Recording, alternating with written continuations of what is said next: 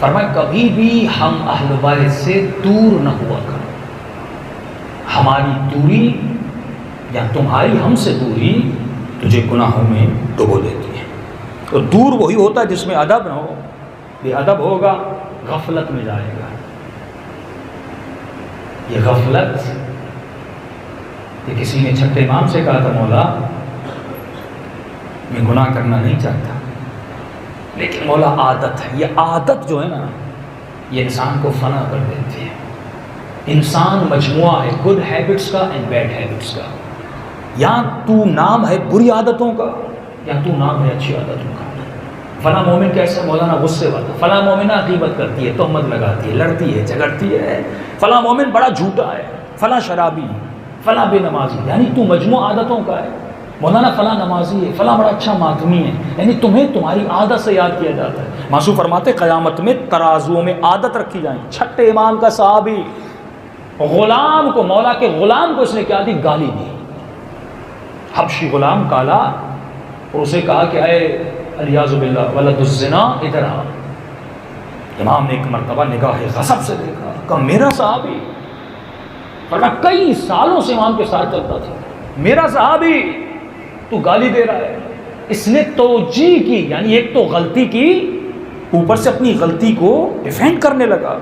بدترین کیفیت یہ ہوتی ہے مومن گناہ کرتا ڈیفینڈ کرتا ہے. مولانا اس لیے گناہ ہو گیا، ماحول برا تھا گناہ ہو گیا، میں کیا کرتا پھنس گیا گناہ ہو گیا. یہ کوئی ڈیفینڈ ہے؟ امام حسین خود کو ڈیفینڈ نہیں کر رہے. کتنی تکلیف امام حسین پر تھی، پیاس تھی، راستہ روکا تھا، چلے جاتے مولا بیعت کر لیتے، لیکن نہیں، وہ ڈیفینڈ نہیں کر رہے. فرمایا اگر مومن ہو تو قدم ثابت ہونا چاہیے. یہ تمہارا کردار بتائے گا کہ تم مومن ہے. قیامت میں ایسے لوگوں کو لایا جائے گا یسعی نورہم بین ایدیہم و بایمانہم، ان کے چہروں سے نور نکل رہا ہوگا. دنیا والے دیکھ کر کہیں گے پروردگارا ولی ہیں، نبی ہیں، امام ہیں. کہ نہیں نبی، عام بندے ہیں. یہ کون ہیں؟ جنہوں نے دنیا میں ثبات قدم دکھایا، جن کی محبت اور نفرت کا معیار بس خدا تھا.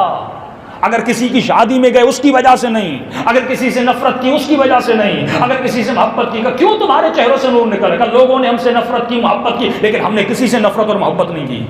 اس لیے نفرت نہیں کہ میری بیٹی کی شادی میں نہیں آیا، اس لیے نفرت نہیں کہ میرے پیسے کھا گیا تھا، اس لیے نفرت نہیں کہ چار لوگوں کے درمیان مجھے اس نے گالیاں دی تھی اور میری بے عزتی کی تھی، میرے باپ کو گالی دی تھی. نہیں نہیں، ہم نے کسی سے اپنی ذات کی وجہ سے نفرت نہیں کی، اور ہم نے کسی سے محبت بھی نہیں کی کہ اس نے مجھے پیسے دیے، اس نے یہ کیا، اس نے یہ کیا. نہیں نہیں، محبت کس سے کی؟ فرمایا ہم نے اس سے محبت کی جس کے دل میں خدا کی محبت تھی. ہم نے اس سے نفرت کی جس کے دل میں خدا کی نفرت تھی.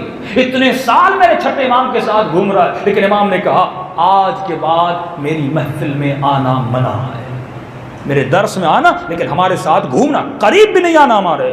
کہا مولا میں نے گالی نہیں دی، یہ ہندو ہے، اس کی ماں کا نکاح صحیح نہیں ہے. امام نے فرمایا ایک غلطی دوسرا ڈیفینڈ کر رہے ہو. فوراً کہتے مولا غلطی ہو گئی، معافی چاہتا ہوں، لکنت زبان ہو گئی. امام نے کہا جس بھی مکتب کا، جس بھی معاشرے کا، اس کے معاشرے کے حساب سے نکاح ہو وہ نکاح جائز ہے. 10 لوگوں میں ان کا نکاح ہوا تھا، معاشرے میں اعلان بتایا گیا تھا یہ دونوں میاں بیوی ہیں، تم قطعاً نہیں کہہ سکتے. اس کا اپنے مذہب کے مطابق نکاح صحیح تھا، فرمایا ہماری دربار میں نہ آنا. یعنی بے ادبی کی وجہ سے امام نے نکال دیا کہ نکل جا. اگر کوئی بے ادب آئے اہل بیت اپنے دربار سے کیا کرتے ہیں؟ دور کرتے ہیں. 11ویں امام فرماتے ہیں، فرمایا کبھی بھی کتنے بھی گنہگار بن جاؤ ہمارے دربار سے دور نہ ہونا. اس کو لنک کروں گا امام رضا کی روایت سے. امام فرماتے ہیں جب بھی تجھے کوئی مسئلہ اور مشکل ہو ہم اہل بیت کی طرف آنا، ہم سے باتیں کرنا. ایک ہے اللہ کو اہل بیت کا وسیلہ دینا، ایک ہے اللہ سے مانگنا، یہ دو الگ چیزیں ہیں. فرمایا توکل کیا کر، جب بھی مصیبت میں پڑ خدا سے مانگ، اور اہل بیت کا واسطہ دیا کر. تو امام فرماتے ہیں جب بھی مشکل میں پڑو ہمارے پاس. کتنے پیارے جملے میرے آخری امام نے فرمایا. امام فرماتے ہیں اگر امام سمجھ کے ہم سے گھبراتا ہے باتیں کرنے میں، یہ مولا ہے کیا بتاؤں امام کو، مولا میں نے یہ گناہ کیا. اگر ہم سے باتیں کرنے میں جھجکتا ہے، بات امام سمجھ کے بات نہیں کر سکتا، تو امام فرماتے ہیں باپ سمجھ کے باتیں کریں. اگر باپ سمجھ کے بھی بات نہیں کر سکتا تو بھائی سمجھ کے بات کریں.